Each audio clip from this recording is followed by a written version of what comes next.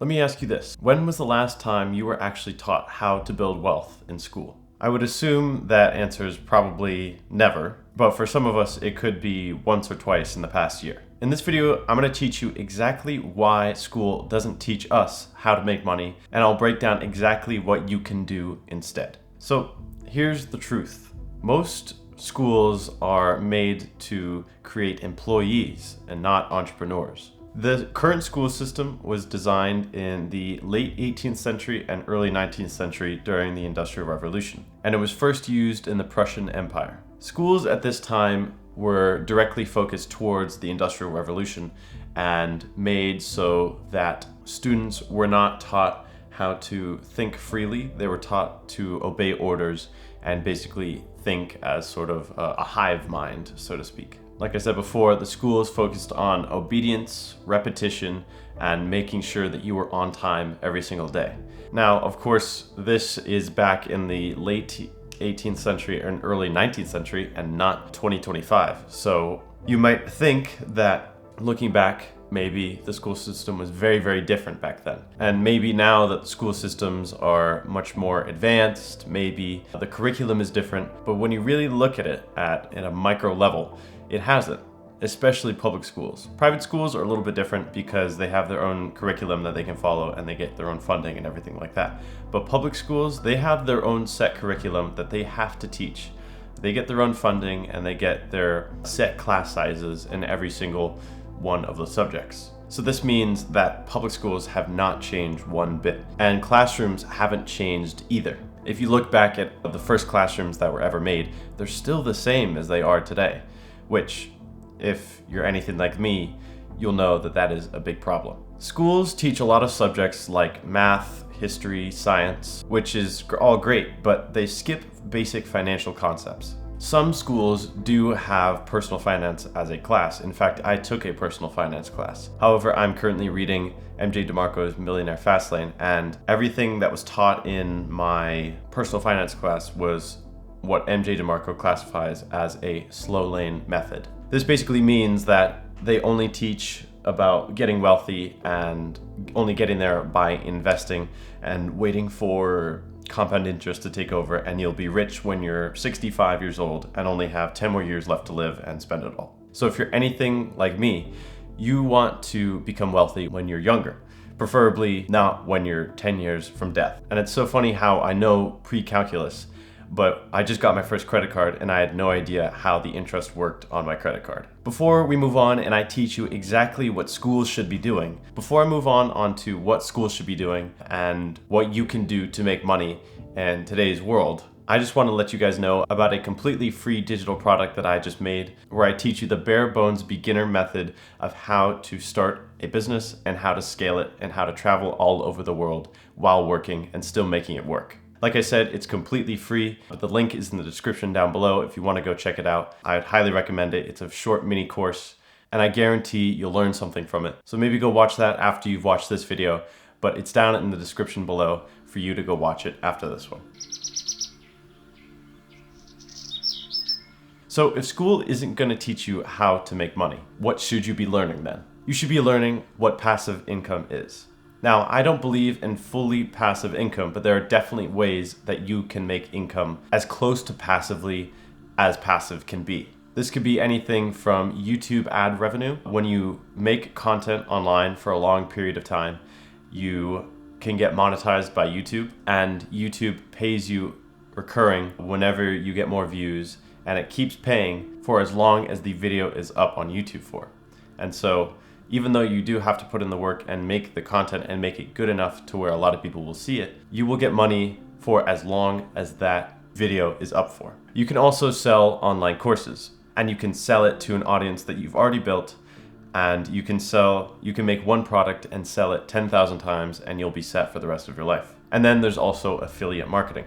This works hand in hand with YouTube, where you can do a product review and then down in the description you can have an affiliate link to where whenever someone buys that product, you get a small commission of whatever they buy. That's another way of you not really doing too much, but still getting revenue for it. Schools should also teach you sales and persuasion skills. They should teach you how to sell anything. products, services, and even yourself. A freelancer can make $5,000 a month just by learning how to sell social media services to clients. This is what I did when I made my social media marketing agency. I had a specific set of skills that I used, and then I went and I marketed myself towards people that I didn't know. So that would be cold outreach. So I did cold DMs, I did cold emails, and I even did a few cold calls. But I sold myself as the product as well as what I offered. So I would get on Zoom calls and I would pitch myself and the offer that I was offering, and they would either say yes or no. But I feel like if schools taught that in school, I would have had a much easier time. And plus, everyone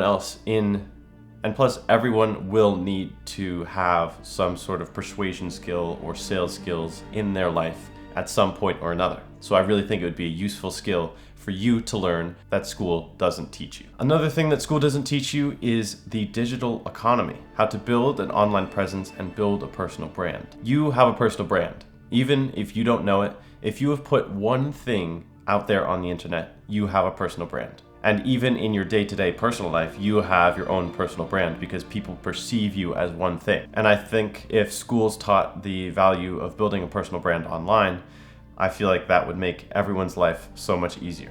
Because digital nomads can earn as much as $10,000 per month by selling digital products that they use by leveraging the digital economy. Another thing that I think every school should teach is investing. I was taught investing in my personal finance class, and I think that was one thing that my school did very, very well.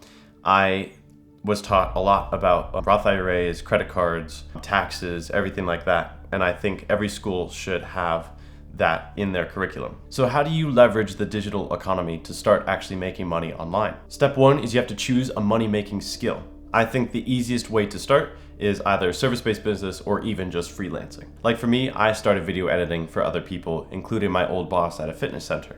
I didn't know it at the time, but I was running a social media marketing agency. But you can do whatever you want. You can do video editing, you can do thumbnail creation, copywriting, or even just general social media management. And you have to go all in and learn whatever there is to know about that topic. You have to become an expert in that topic. Then you have to build an online presence.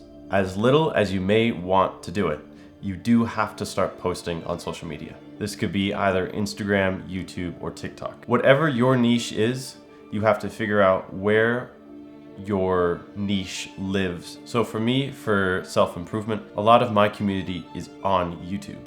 But for other kinds of niches, they could be on Instagram or TikTok in the short form space rather than the long form YouTube video space. And a really good perk that comes with posting videos online is once they get traction, your clients will start to come to you. Whether you're doing a social media marketing agency or you are selling a digital product, your leads will come to you if your digital footprint becomes large enough. And so if you don't have to pay to get leads and you don't have to go out of your way to use your own time to get leads, that's a real advantage compared to other people. Then step number 3 is you actually have to make your offer. Whether that's compiling a bunch of services to offer a business in a social media marketing space, or creating that digital product to sell 10,000 times.